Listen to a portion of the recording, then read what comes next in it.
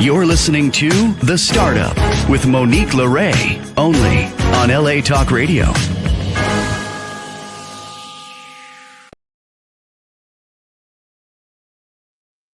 How's it going, Los Angeles? This is The Start with Monique LeRae. I'm back with a quick check-in, back from the last trip around the world in 10 days, and we're headed to Africa in about a week and a half. So wanting to check in and see how the entrepreneur startup community is doing. Today we have Renee Laced on the show. Renee, welcome to The Startup. How's it going? Very good to be here. Thanks for having me. Well, you're welcome. It's a pleasure to have you. And I think we were talking offline, and you're a fellow West Covinian, if you will. Yeah. But you're coming from the 305. So why don't we go full screen and have you introduce yourself to the listeners and viewers? Yeah, I love it. So my name is Renee Lacad, and I'm an entrepreneur originally from Los Angeles, and have found my way to Miami. I own a online advertising and consulting firm. So all of those ads you see on social media, the annoying ones that pop up on YouTube or Instagram or Google, I'm the guy that sets those up for businesses. I'm the guy that teaches businesses how to set those up for themselves. That's kind of where my specialty is. So that's the business that I started. And that's a kind of like a brief summary about me. Wonderful, wonderful. Yes. And I saw that I probably need real glasses because I thought it said, I said it wrong. It's look at. So, all right, great. So let's talk about this more, Renee. How did you get into this? Obviously, this is the now, this is the future. Next month will be CES. I'll be going there with the company that I'm working with. But how did you get into all this? So, it was actually pretty organic. I think a lot of kids like me, we just want to go out there. We want to find a career that we enjoy. And I think for me, I was a broke kid in West Covina. I had a single mom. And I remember I would always have these crazy like schemes to make money on the internet. And my mom thought I was crazy. And I remember I was scrolling on Instagram one day and I would see these ads pop up that would say sponsored. And I'm like, wait a minute. How does that work? Do people make money with that? Who's sponsoring that ad? Right. So it led me down a rabbit hole of looking up, doing some more research, trying to figure out how I could get involved in something like that. And I quickly realized that people were getting paid to set these ads up for businesses. And I was early enough where I was like, let me jump in. Let me set these up for businesses. Let me learn how to do this. And sure enough, it worked out for me. So I started helping businesses out by setting up their Facebook, their Instagram ads. They were paying me to do it. It was a dream come true because what kid doesn't want to make money on Instagram or social media? And that's kind of how it found me. I don't want to say that I found it. I want to say that it found me, but I was just curious enough to kind of keep exploring that. Wow, I love that. The algorithm was helped you out. No, I'm just kidding. Like you were scrolling enough, and yeah, I believe you put it out there. And okay, so this is exciting. So here you are, you're a young man. You're able to create and help these companies. What about your technique, your firm, your style is different? Why should startups or scaling businesses hire you to help them with paid targeted generated ads? So one thing I love about it is we try to avoid being too corporate, because I think when you get too corporate, that's when you lose touch with what's trendy or what's in, what the consumer likes to see, right? Like I'm very big on staying in tune with the culture, whether it's new social media platforms like TikTok, whether it's new trends. We like to see how people consume media, whether it's through podcasts, whether it's through ads, whether it's through short form content or UGC. We really do our best to understand what consumers are thinking and what people would like to see, and we take that to businesses, because a lot of these business owners, they don't have the time to always scroll on social media and look at what's going to work or what's not going to work or what's hip or what's not hip. So we try our best to just stay in tune with what's going on in the world as far as social media, and make sure that businesses can utilize what works.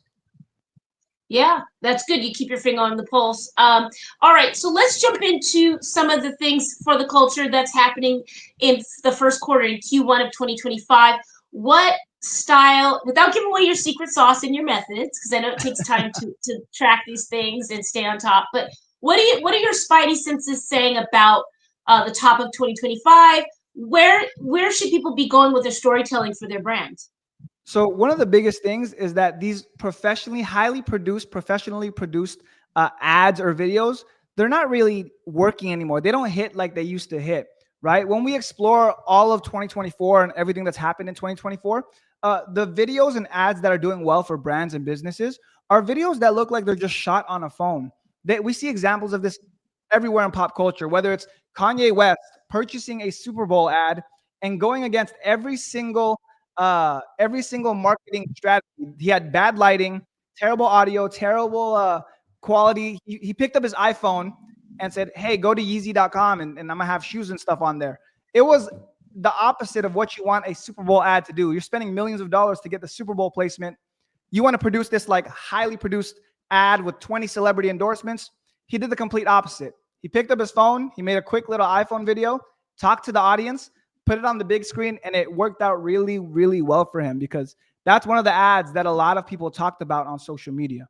It was such a big pattern interrupt. So any sort of video like that, whether it's the Kardashians doing little iPhone videos in their car as opposed to doing these highly produced videos, anything that becomes relatable, consumers want to relate to brands and businesses. So if your business can make a video that feels genuine, I think that's where you win.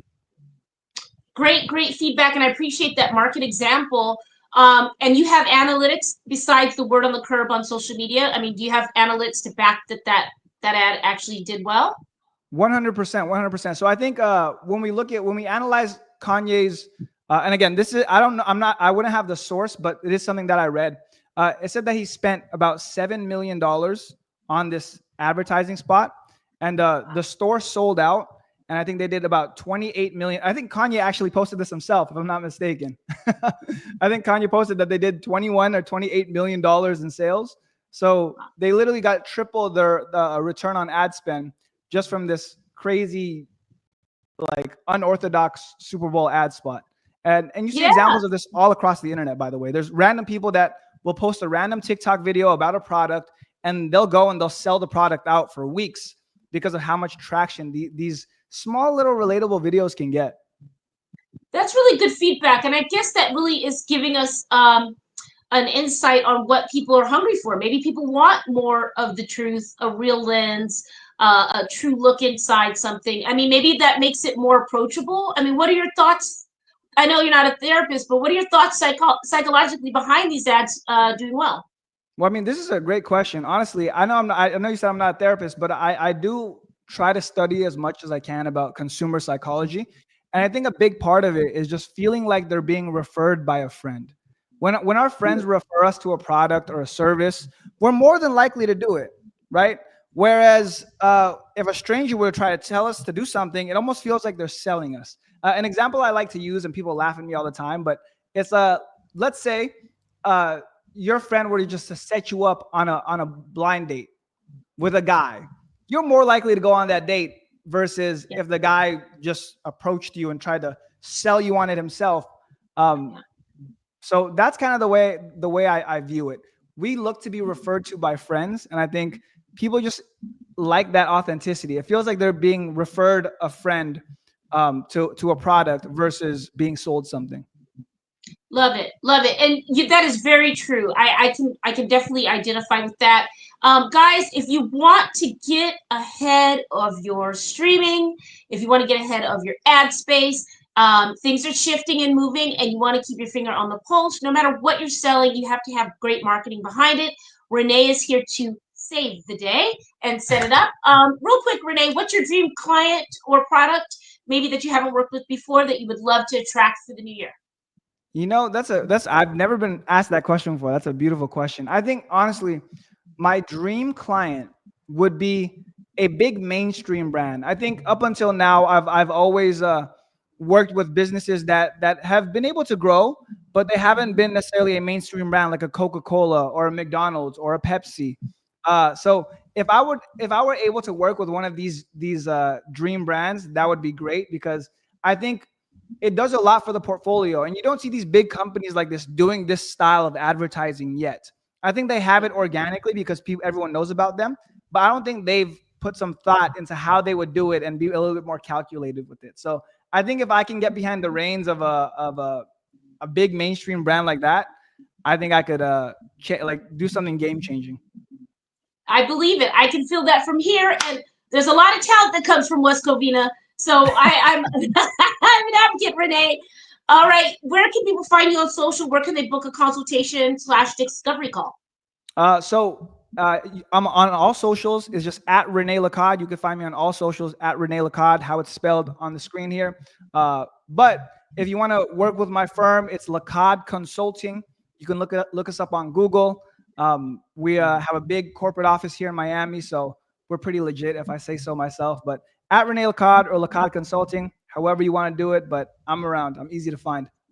Renee, continued success into 2025. I think you are a very talented young man, and I can't wait to see where you go next. I know you're going to get that contract that you want, and come check in with us, all right, when you're back in town. 100%, Monique. I appreciate you. I appreciate you. All right, you guys, that's the startup check-in. We'll see you next week. Be well, and we'll see you soon.